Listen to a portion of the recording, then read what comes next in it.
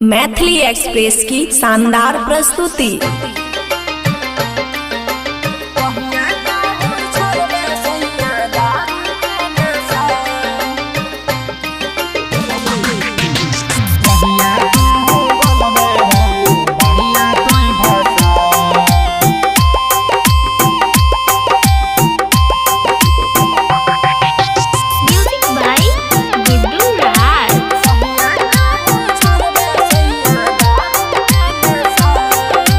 Recording studio बलुआहा। और दिन पर दिन बिगड़ल जाए रुपवा के दासा, दिन पर दिन बिगड़ल जाए रुपवा के दासा। कहिया ताहू छोड़बे सैया दारू के नशा, कहिया ताहू छोड़बे सैया दारू के नशा। जब हमें छोड़ब रानी दारू के नशा, जब हमें छोड़ब रानी दारू के नशा।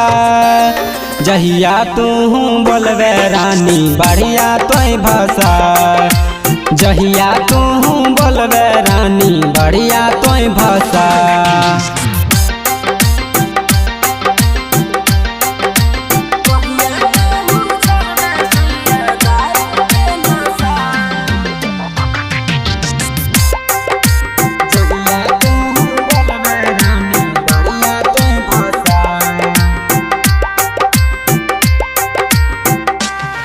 हे बाप तोहर गाछल के रहो मोटरसाइकिल गए बाछा, बाप तोहर गाछल के रहो मोटरसाइकिल गए बाछा।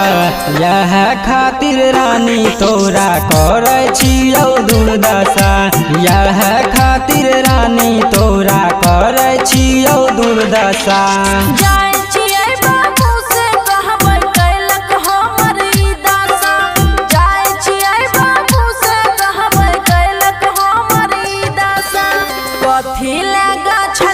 पापा मोटरसाइकिल गाय बाछा, कथी लगा छल हो पापा मोटरसाइकिल गाय बाछा।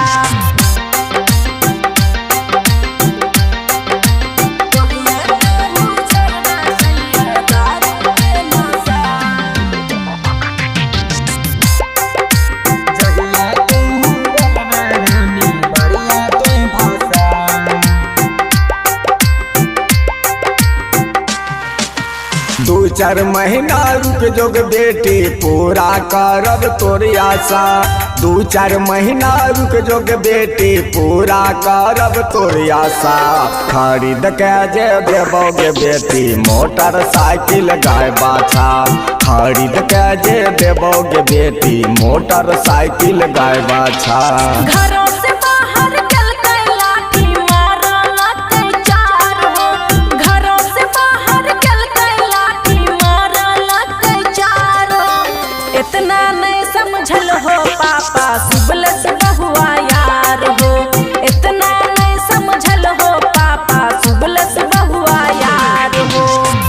खुशी रिकॉर्डिंग स्टूडियो बलुआहा।